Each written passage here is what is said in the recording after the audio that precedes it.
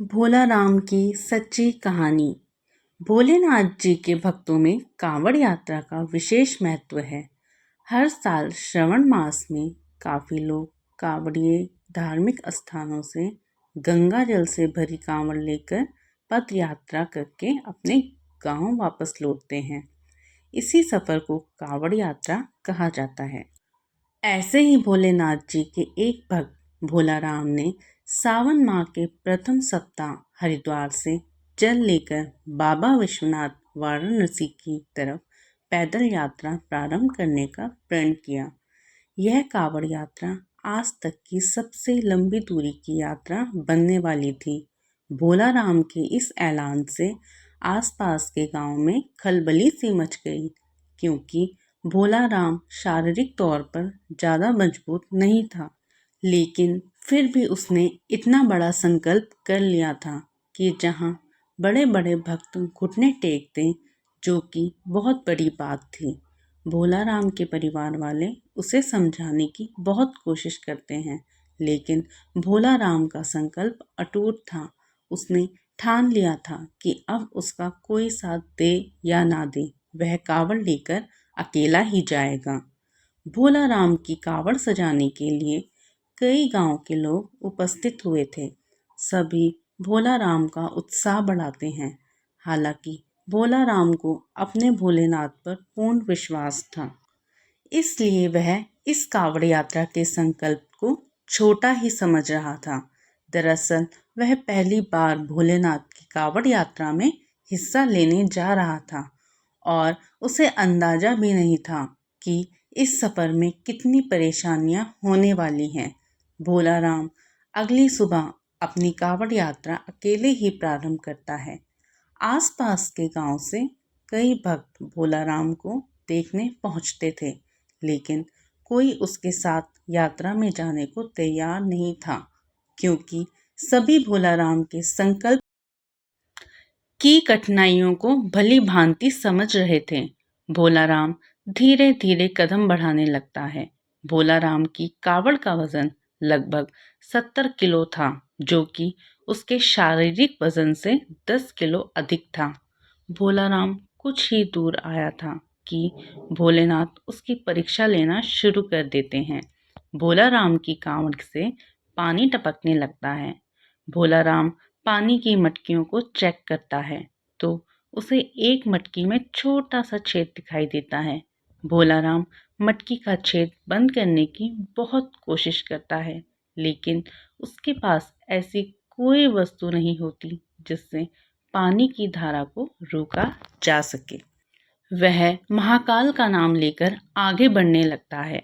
अचानक उसे रास्ते में एक मजदूर दिखाई देता है, जो कि रोड बनाने के काम में लगा हुआ था और वह आग के पास खड़ा होकर डामर गरम कर रहा था। भोला राम को तुरंत एक तरकीब सूझी। वह मजदूर के पास जाकर थोड़ा सा डामर लेकर मटकी के छेद में लगा देता है और डामर लगाते ही पानी टपकना बंद हो जाता है। भोला राम मजदूर को धन्यवाद देते हुए आगे बढ़ जाता है। समस्या का समाधान होते ही भोला राम का उत्साह दुगना हो गया था और उसकी यात्रा की गति बढ़ चुकी थी। 4 घंटों की यात्रा होते ही भोला राम बहुत थक जाता है और रोड के किनारे एक पेड़ के पास बैठ जाता है। भोला राम अपने साथ कुछ खाने पीने की सामग्री रखकर लाया था, जिसे निकाल कर वह खाने लगता है।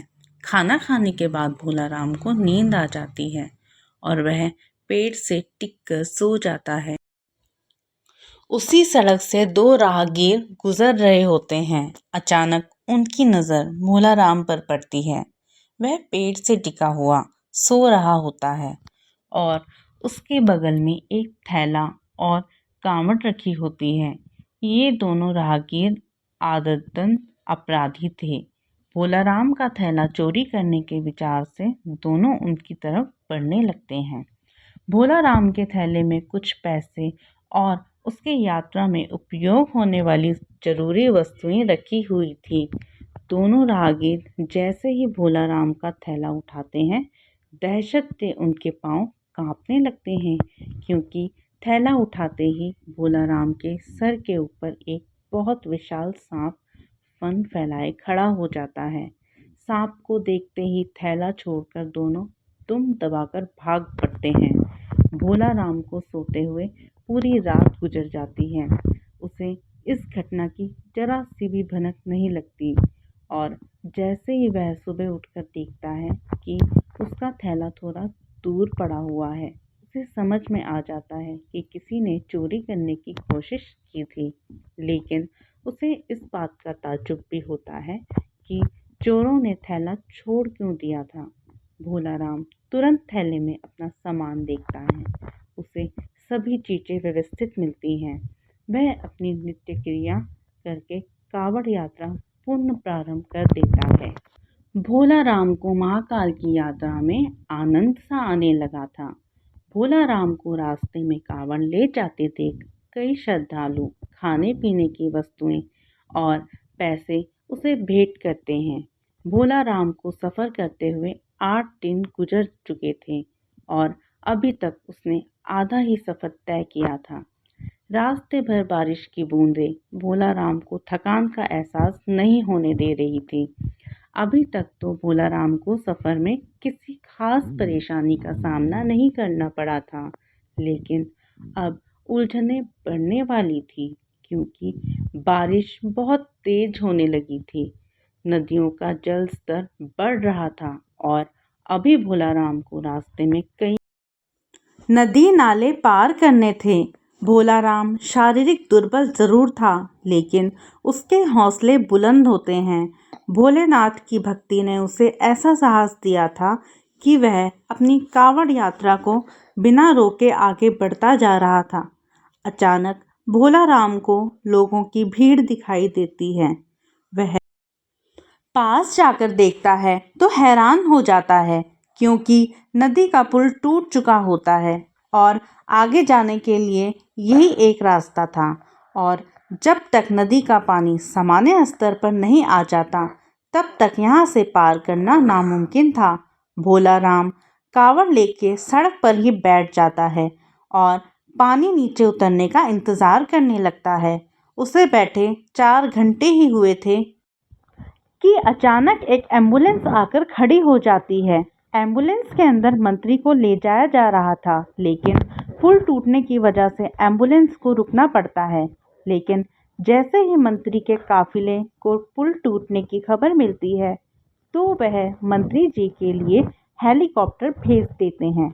हेलीकॉप्टर पहुंचते ही मंत्री जी के साथ साथ वहां बैठे लोगों को भी नदी के उस पार जाने का मौका मिल जाता है और उन्हीं लोगों के बीच में भोला राम भी अपनी कांवड़ लेकर हेलीकॉप्टर में बैठ जाता है और नदी पार कर लेता है। भोला राम महाकाल को मन ही मन प्रणाम करता है और अपना सफ़र जारी कर देता है। कुछ दूर आगे आने के बाद भोला राम को एक गांव के किनारे पहाड़ी के ऊपर छोटा सा मंदिर दिखाई देता है। भोला राम को अचानक उस मंदिर में जाने का मन में विचार आता है कि वह अपनी कांवड़ लेकर मंदिर की तरफ जाने लगता है। मंदिर थोड़ा ऊंचाई पर था, उसे ऊपर चढ़ने में परेशानी हो रही थी, लेकिन भोला राम पेड़ की शाखाएं पकड़कर मंदिर के द्वार तक पहुंच जाता है और अपनी कांवड़ को मंदिर के बाहर रखकर अंदर प्रवेश कर जाता है। अंदर पहुंचते ही उसे एक साधु ध्यान में बैठे हुए दिखाई देते हैं। भोला राम की आहट से उनकी आंखें खुल जाती हैं। वह भोला राम को उसके नाम से बुलाते हुए कहते हैं कि भोला राम लाओ पानी मुझे दे दो, मुझे बहुत प्यास लगी है। भोला राम को ताज्जुब होता है कि साधु यह कैसे जानते हैं कि मैं मटकी में जल लाया हूँ। भोला राम तुरंत साधु के सामने हाथ जोड़कर खड़ा हो जाता है और कहता है, बाबा आप तो अंतर्यामी प्रतीत हो रहे हो। आप तो सब जानते हैं कि मैं कावड़ के लिए पवित्र जल ले जा रहा हूँ, जिसे मैं अपने महाकाल को अर्पित करूँगा और अगर मैंने यह आपको दे दिया तो मेरे पास वहाँ ले जाने के लिए कुछ नहीं बचेगा। और वैसे भी रास्ते में बहुत सारा जल गिर चुका है। मैं क्षमा चाहूँगा, मैं आपको जल नहीं दे सकता।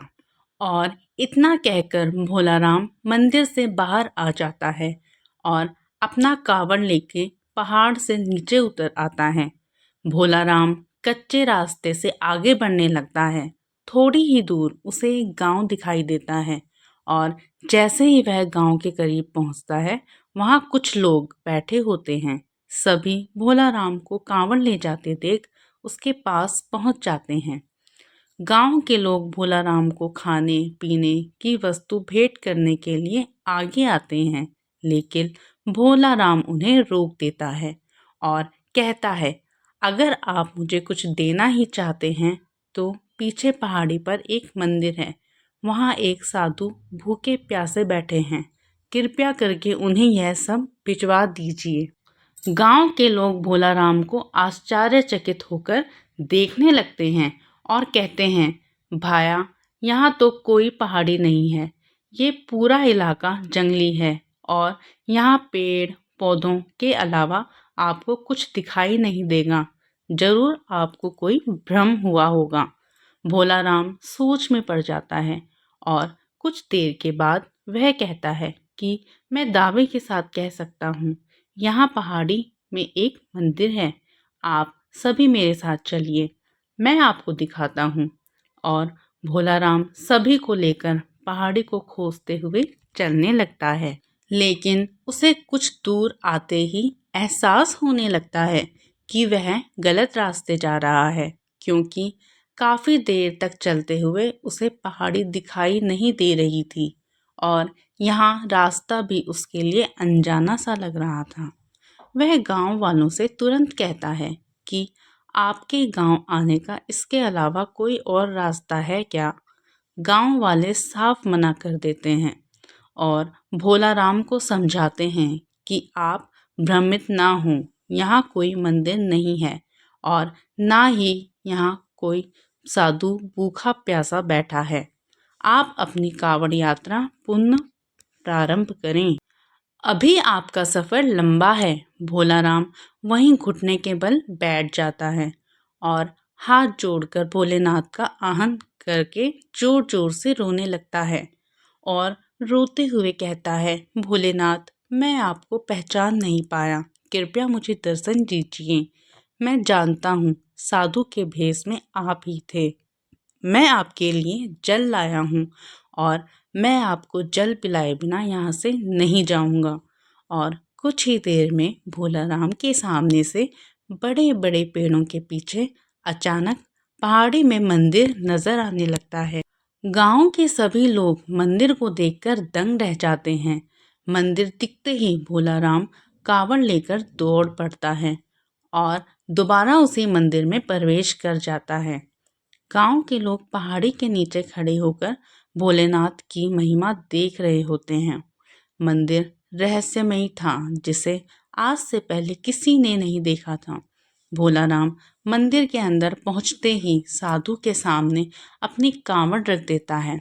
साधु भोलाराम से कहते हैं, मेरे मस्तक में जल डालो। और जैसे ही भोलाराम मटकी से साधु के सर में जल डालता है, तो अचानक उसके सामने का नज़ारा बदल जाता है और वह वाराणसी की गंगा नदी के किनारे पहुंच चुका होता है। उसे कुछ समझ में ही नहीं आता, क्योंकि अभी यहाँ तक पहुँचने के लिए उसे 5 दिन का सफ़र और करना था, लेकिन यह सफ़र पलक झपकाते ही पूरा हो चुका था। भोलेनाथ की महिमा को वह समझ चुका था। भोलाराम की आंखों में आंसू आ जाते हैं और वह गंगा नदी किनारे महाकाल के ध्यान में बैठ जाता है। भोलाराम की कांवड़ यात्रा स्वयं भोलेनाथ ने संपन्न की थी, जिससे भोलाराम का जीवन धन्य हो गया था। और उसकी कांवड़ यात्रा पूरी होते ही भोलाराम बहुत खुश हो जाता है। तो ये थी भोलाराम की कांवड़ यात्रा की सच्ची कहानी। अगर आपको ये कहानी अच्छी लगे तो एक लाइक और चैनल को सब्सक्राइब करें। जय भोलेनाथ।